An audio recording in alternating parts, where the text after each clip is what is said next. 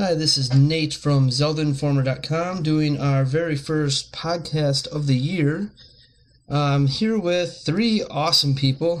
First, we'll start with my co-staff member who really did nothing in the past year until today, Matt, also known as Lefty. How's it going, man? Hey, I'm doing pretty good. That's good to hear. Then we got three guests with us today. First, we got Cody, who is one of the webmasters from Zelda Universe. What's up, man? Yo. Yo. Classic Cody right there for you folks. We also have with us the missing link. He used to run Zelda blog, I believe, and maybe something else. I can't really remember. It's been a while, but how's it going? The Grand Adventures. Oh, yeah, the Grand Adventures. That's right. There's so many old websites. Way back when. Anyways, so yeah, he's here with us. And then we also have Mike, TSA, formerly of Zentendo and the Helia. How's it going, dude? It's going well. Yeah, we're here to talk about Zelda. And there was actually a game that just came out recently, back in December on the 9th, I believe. Spirit Tracks for the Nintendo DS. I'm sure all of us have at least had the opportunity to play the game at this point. So, is it good? Is it bad? Was it better than previous games? I mean, I thought it was definitely better than Phantom Hourglass, but I hated Phantom Hourglass, so it really wasn't that hard to be better, I guess, for me. TMO, what did you think about that? Spirit Tracks was sort of a mixed bag for me. The first two-thirds of the game was pretty much, trite and not... The plot really didn't go anywhere throughout the whole thing. However, once you hit about the last third of the game, I really started getting into the puzzles because they put some devious things in there, especially the last time through the Tower of Spirits. And it really took me off guard because I was expecting, more of the, Phantom Hourglass, just blah everything the whole way. But the last third of the dungeons really caught me. But I really liked the plot and the sailing of Phantom Hourglass a lot more than Spirit Tracks. So, for me, it's sort of 50-50. Okay. TSA, what do you got to say about it? I kind of agree a little bit with what TML said there about it. In particular, about the plot, I think that the game started off pretty well. They gave us the plot. They introduced Malladus, this new villain. They introduced that you get to play with, or team up with Zelda through the game. But I think the biggest flaw for me with the story was that the main narrative arc kind of vanishes for a lot of the game. You're presented with this beginning, and it's really well done, and then it's off to each dungeon and going back and forth with very little bouts of exposition each time we return to the Spirit Tower. And that was a little bit disappointing because I really wanted to know more about this new Hyrule, more about the backstory, more about Malladus and the Locomo tribe, but there were bits and pieces here and there, but it was not nearly enough to satisfy my curiosity. So in that regard, I wish they would have done a little bit more, but I did enjoy what bits they did give us. Okay, fair enough. Lefty, what do you think? I know you've only played through the first three dungeons so far, but you kind of get a little feel for the game by then. So what do you think about Spirit Tracks? I definitely thought it was pretty good, but first, like I said, I've never played Phantom Hourglass, never played it, never looked at it, so this was my first time with those touchscreen controls, and I thought they were pretty cool. The game seems simple enough to control. The one thing that I guess it's just a problem for me, I guess hasn't really happened for anyone else. I guess in Phantom Hourglass, when you wanted to roll, you would circle at the edge of the screen or something like that. Am I right? Alright, and in Spirit Tracks, all you have to do is double tap.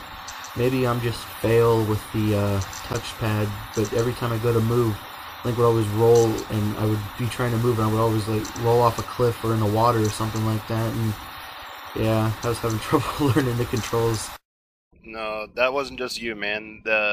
Every time I wanted to do a jump attack and I didn't double tap an enemy's like perfectly, Link would just like roll into enemies and stuff. So I wasn't happy with that small change either. So you weren't the only one who was having issues with that. Alright, well, that's good to know, because I was asking some other people about it, and they just said, well, you just fail at Spirit Tracks. Made me feel sad.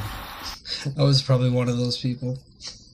The swordplay did seem a little off this game, much worse than it was in Phantom Hourglass, I think. Well, I liked Spirit Tracks. The puzzles were better than Phantom Hourglass. Like, it had some new styles of puzzles, I guess, because when you can control two characters, the amount of puzzles you can do broadens quite a lot. So it's nice to have different kinds of puzzles instead of the old ones. But what I didn't like was the required gimmicks, like blowing into the microphone and stuff. It's cool if you can do that optionally, like in the Phoenix Wright games. You can yell objection, but you don't have to, which means that if you're on a train or something, you're still able to play the game. But if you're trying to play the spirit flute on a train, good luck with that. There's so much interference, and then you're going to have to deal with people staring at you because you're blowing at your DS and stuff like that. Yeah, that was definitely a concern. I know we had several fan letters, fan emails, I should say. Who gets letters anymore? Several emails that people kept asking me, like, if there was a trick or something they weren't doing right with that spirit flute. I mean, I personally didn't have any problems with it, but I also played the game alone in my room, secluded from the world. So I'm sure not everyone's doing that, since, I mean, the DS is a handheld. You're supposed to take it with you. I drive everywhere I go, so I don't get the luxury of getting to play when I'm on the road. But that was definitely a concern fans had. I don't know. I mean, I have to say this because I know there's a bunch of our staff members that like it, and it was actually fiercely debated between the fans on our forums. The whip, I absolutely loved it, and I know a lot of people that thought it was a cheap knockoff of previous weapons and brought nothing to the series. I don't know. I liked it. I thought the whip race was great, and I'm sorry. Every time I heard the crack of the whip, I kept, like, nostalgia from Indiana Jones just kept running through my body. I don't know, maybe that's why I thought it was awesome, but I don't know. Spirit Tracks in that of itself really wasn't. It was good. It's not a bad game. It was definitely more catered to me than, I guess, Phantom Hourglass was. There was more nostalgia, I think, in the game. But I don't know. I mean, maybe I'm just not into DS touchscreen control Zelda games. I don't know. I'm not a big fan of the whole control scheme, I guess. Yeah, I would like to say that basically, I know that Nintendo's what they're trying to do with the touchscreen. I know they feel that Phantom Hourglass was a good platform to get people accustomed to it, and then Spirit Tracks kind of just like furthered the concept. But I still do not understand why there isn't some sort of hybrid option in Spirit Tracks. Being able to use the D-pad to move and the stylus to control things as well. Yeah, I wasn't the biggest fan of touch controls from the beginning. I know back when Phantom Hourglass came out, there was a lot of people back then that were saying, you know, hey, we have this giant D-pad, why can't we use it?